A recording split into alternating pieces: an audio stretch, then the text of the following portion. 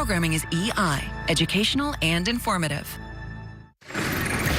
Today on Mystery Hunters, we're getting to the bottom of some appearing and disappearing bodies. I'm headed down one of the most dangerous rivers in America in search of a pair of newlyweds who vanished without a trace. Doubting Dave's gonna show you how you can make someone disappear right before your family's eyes. Now watch carefully.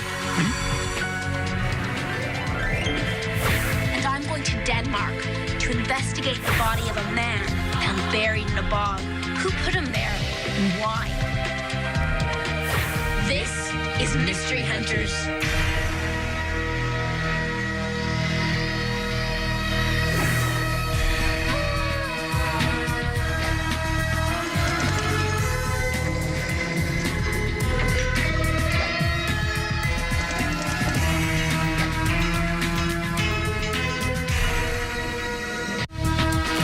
We'll be right back with more Mystery Hunters. We now return to Mystery Hunters. Could two people take a ride down a river and then suddenly disappear into thin air? Glen and Bessie Hyde disappeared on their honeymoon in 1928. It was an adventure trip through the Grand Canyon in a boat they specially built, but it ended with a mystery. This is actual footage of the searchers finding the Hyde's boat. It was floating in calm water, undamaged, everything still inside. Except Glen and Bessie. They had vanished without a trace. What really happened to the honeymoon couple? I'm going to the Grand Canyon. I'm gonna ride the rapids on the Colorado River like they did. And maybe I'll find out. Hang on. This is the fun stuff. Brad Dimmick is a river guide who knows these dangerous rapids well. He also knows a lot about this mystery. So this is where the search party found their boat? Yeah, and it was fully loaded. It had all their food, their money, their guns, but they had vanished without a trace. But they did find Bessie's diary. These were her last words. Friday the 30th. This ends the notes. Did she know that something was about to happen? You know, if you sit around campfires in the canyon, late at night, you'll probably hear a few stories about what might have happened to Glen and Bessie. A friend of mine was running a river trip about 40 years after Glen and Bessie disappeared. Brad told me a story about how his pal George Billingsley had an older woman named Liz Cutler in his group. They were sitting around a campfire one night when she said, "I'm Bessie Hyde." They asked her, "What happened to Glen?" And she said, "We had a fight, and I stabbed him." So, was Bessie Hyde still alive 40 years later? Could she have stabbed Glen, hiked out of the canyon, and lived on as Liz Cutler? They were on their honeymoon. I mean, why would Bessie want to hurt her husband? Well, I don't know, but look at this. These pictures of Glen and Bessie were taken only a few weeks before they disappeared. They don't seem too happy. Did Glen and Bessie really have a big fight? The river can be a pretty scary place. Who took these photos? Emery Kolb took this one. Emery Kolb, a local photographer and a friend of the Hydes. They stopped to get their picture taken during that fateful trip. His photo studio was up there, a 9-mile hike up that ridge. I'm gonna go up there and have a look. Maybe I can find something out.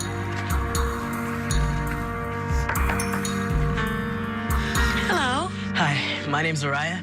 I'm investigating the disappearance of the Hydes in 1928. Emery died a few years ago. Now Virginia manages the studio. I found out that this photo was taken here by Emery Kolb. Yes. You know, he was probably one of the last people to see them alive. Follow me. When Emery Kolb died in 1976, his family came here to the garage to clean out his possessions. And inside, they found a canoe. And in the canoe was an old, dried-out skeleton. Could this be where Glen Hyde ended up? This bog in Denmark holds a dark secret. In 1950, two brothers were digging here for peat to burn. But But instead of fuel for their stoves, they found the body of a man. The man had no identification, and the police found no evidence to help them figure out why he was buried there. They found his body 50 years ago, but who he was and why he was buried in the bog is still a mystery. Can I see the file of the man found in the bog? That's a long time ago, but I'll do my best. At first, we took his fingerprints. Next, we looked at the body. We saw he died by hanging because of his rope around the neck. They couldn't identify him, so they called him Tolland Man after the place where he was found, and the case was closed. But why close the file without investigating who he was or why he was put in the bog? To find out, we have to go into a time machine because he died 350 BC. 350 BC. That's over 2,000 years ago. I'm on the trail of a 2,000-year-old mystery, and I'm about to see a 2,000-year-old body. This is the Silkeborg Museum, where Tolland Man now rests. Whoa, there he is, the 2,000-year-old man. You can still see the way his face must have looked. How come he's so well preserved? And why was he hanged with that rope? I'm going to find out.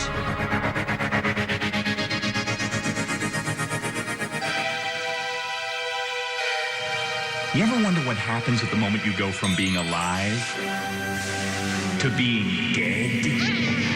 That's what Alicia and Sophie Liddell from Whirl UK want to know. Take a look on the Mystery Illustrator. Dear Doubting Dave, a friend of ours at school told us that when you die, your whole life flashes before your eyes. Is this true? Thanks, bud. My pleasure.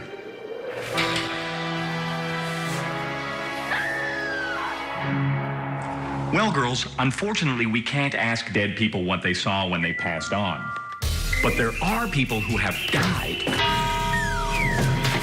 Then they came back to life after a few seconds. It's called a near-death experience. And almost 1 out of every 3 people who report having a near-death experience say they saw their lives flash before their eyes. Now, you're probably wondering, how could that happen? And the answer is, in your brain. Scientists believe that dying causes chemical reactions in your brain. And a certain kind of chemical reaction can actually open up the part of your brain that stores memories.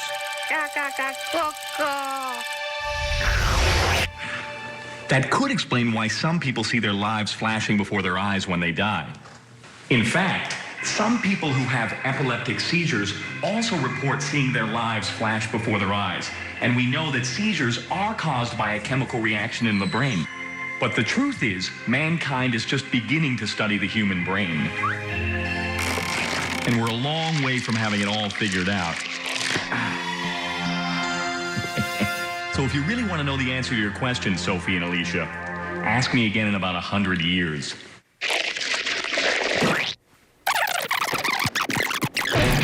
Whoops, must have put it in backwards. We'll be right back with more Mystery Hunters. We now return to Mystery Hunters. Glen and Bessie Hyde mysteriously disappeared on a rafting trip in 1928. Could Bessie have killed her husband and lived on as Liz Cutler? Emery Kolb was a photographer who knew the Hydes. After he died, the police found what they thought was a clue. They found it in this garage. An old canoe with an unusual passenger. Was that Glen's body that they found? Where are the bones now? I believe they're at the county morgue. The authorities asked Dr. Walter Birkby to examine the skeleton. The skull looks like it's damaged. Good perception. Dr. Birkby shows me an x-ray of what caused the damage. A bullet. So you think somebody killed this person? Well, either intentionally or accidentally. Let me show you something else. This is a clay reconstruction of the face. So you know they're the bones of a male? That's correct. These are very large bones, so we know it goes to a male. Okay, it's a male, but is this Glen's skeleton? I can see some similarity. Maybe it's Glen. One of the stories circulating on the river is that Glen was a bully, that he forced Bessie to finish the trip against her will. So she could have turned to Emery for help. Maybe Emery Kolb shot Glen to save Bessie from getting hurt on the river. Except, I remembered what Virginia told me at Kolb's studio. When Emery Kolb discovered that the Hydes had no life jackets, he offered them his, but they refused. Seems like Kolb wanted to help, not hurt Glen. But what about Liz Cutler? I mean, she admitted to stabbing Glen. That's the story she told around a campfire many years after Bessie disappeared. Most of the people around the fire that night didn't take Liz all that seriously. Just figured she was making for a good tale. And Liz and Bessie don't really look that much alike. And I found out that Liz Cutler was 4 inches shorter than the real Bessie Hyde. So if Liz wasn't Bessie, then what happened to the real Bessie Hyde? I think the best evidence of that is about 5 miles upstream from where they found the boat. It looks like I'm gonna have to brave the rapids of the mighty Colorado River and face whatever danger might have got Glen and Bessie Hyde.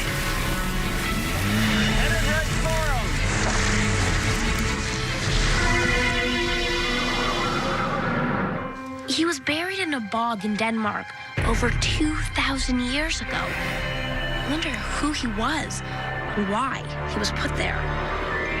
Hello, Christina. Hi. Welcome. Thank you. Dr. Christian Fisher is helping me to unravel the mystery of Tolland Man. He's so well preserved, he even has stubble on his face. So he's a mummy. Yes, he has turned out to be a mummy, perhaps one of the best mummies of the world. Tolland Man is a naturally made mummy. Totally by accident, the chemicals in the ground where he was buried preserved his body for thousands of years. And there was something strange about the way he was buried. You can see eyes are closed, mouths are closed, and he is put in a sleeping position. They treated him very carefully. But if he was a man that was executed, why was he buried with such care? This 2,000-year-old case is getting stranger by the minute. If only I could find out more about the day that he died. Would you like to see the contents of his stomach? 2,000-year-old digested food? Gross. Of course I want to see it. Maybe Tolland Man's last meal will offer a clue about his death. I see seeds. Some of them look like they might be burnt. What's it made up of? It was a gruel porridge composed of a seed from wild flowers and barley and flax. His last meal was a kind of porridge. I want to know what Tolland Man's last meal was like. So I collected some seeds, like the ones found in his stomach, and made the same gruel.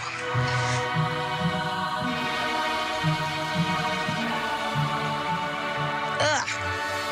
Yuck. That was awful. If that was his last meal, maybe he was some kind of prisoner. That would explain the rope. I wonder if there are any other clues in the same bog where he was found. Wait a minute. Here's something. All this stuff was also found in the bog. They found weapons, pots, jewelry, and all kinds of items from daily life. Paulina Singh is a museum director who studied the Tolland Man. Why do you think people buried all these things there? The objects we find in the box, they've all put there some kind of a sacrifice, I think, for the gods. So these objects that were buried in the bog with Tolland Man were gifts to the gods. They thought that in return for the gifts, the gods would give them the things they needed to survive. But when life went really badly, like when there was no food or really bad weather, it was time for a special gift. People knew in the society that now we must give the gods the biggest sacrifice, a human. So maybe Tolland Man was a human sacrifice. But why him? Why was he the one who was chosen? Did he do something wrong?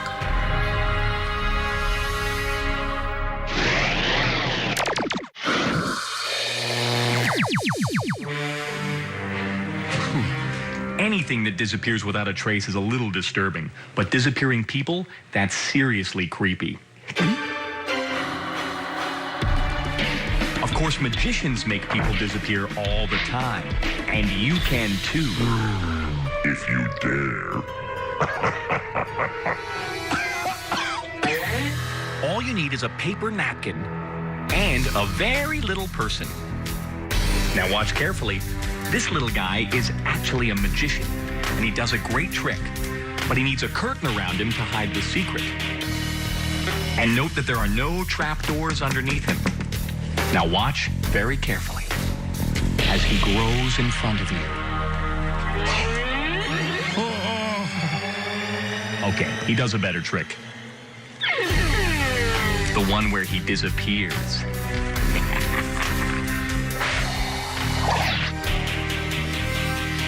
So how do you do it? Watch carefully. The secret is making the audience look in the wrong place at the right time. When you lift your napkin-covered magician to show that there's no trapdoor underneath him, you bring him all the way back to the edge of the table.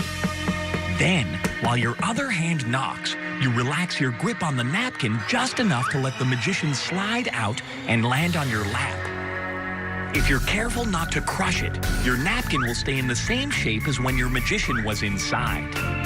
But no one will be looking there anyway because they will all be watching your other hand knocking on the table. Then, bring your hand back to the middle of the table and crush your other hand down on the napkin.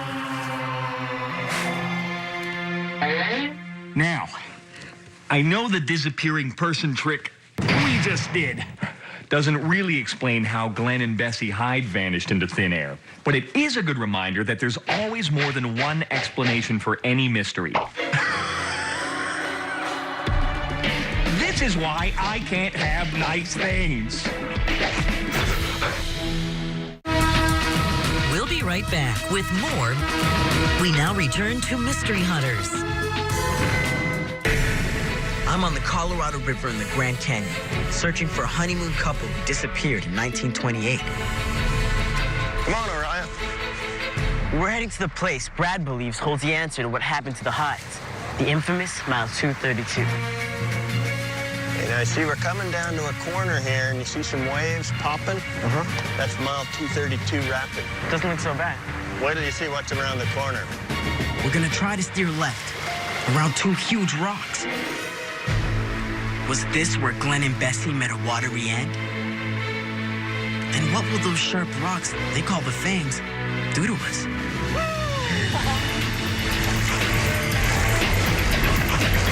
It's hard enough for us making it through this. Imagine doing this on a wooden boat. It's crazy.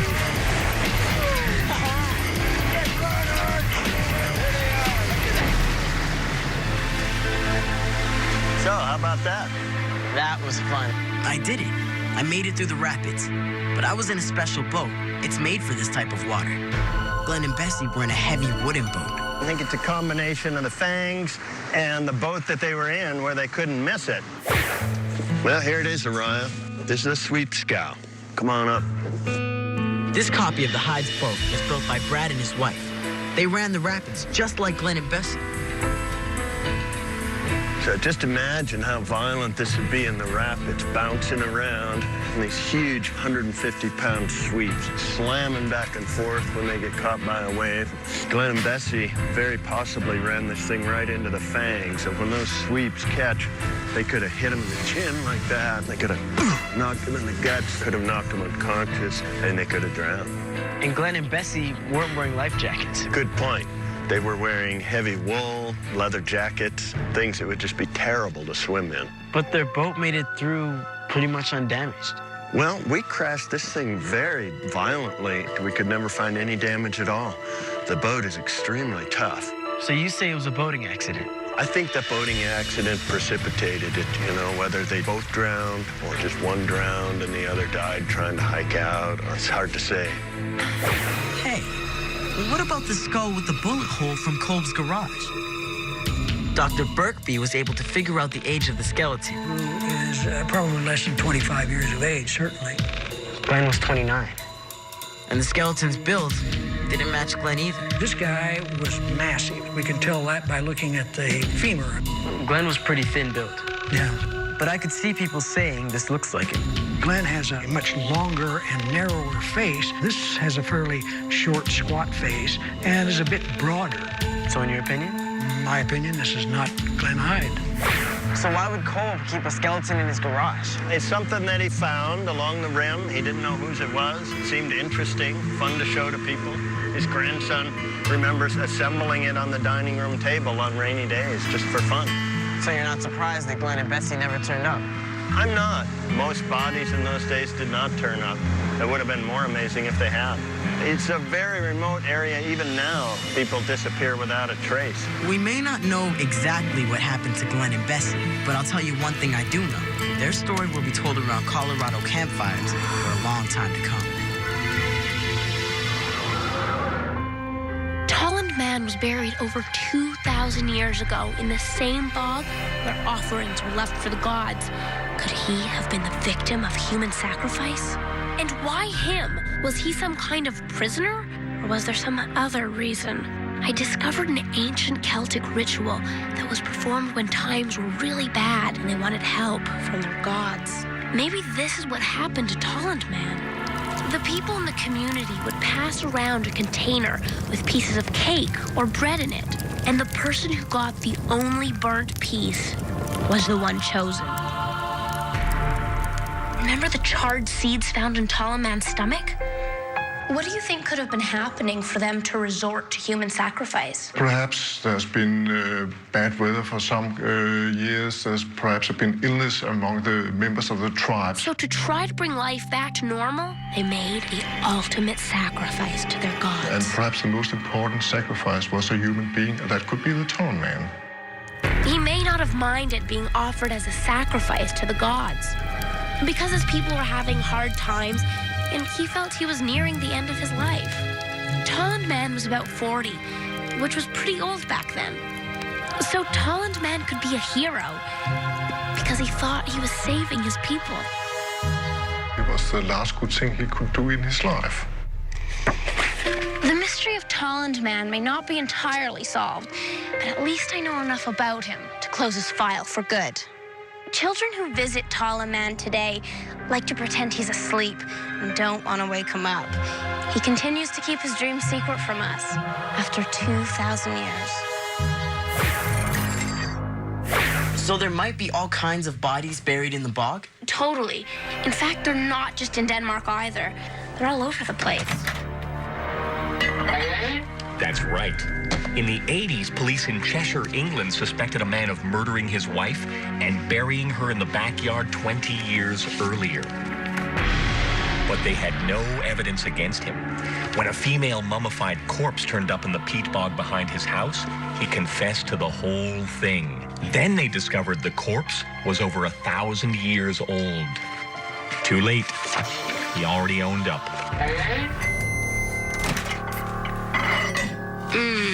I guess I should offer you some. No way. I've been doing this show long enough to know that that's probably something disgusting. Awesome. I hate sharing. No, wait. Okay, I'll have a bit.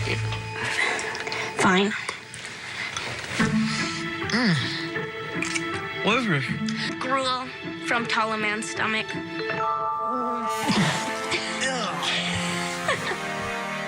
I guess sometimes things are exactly what they seem.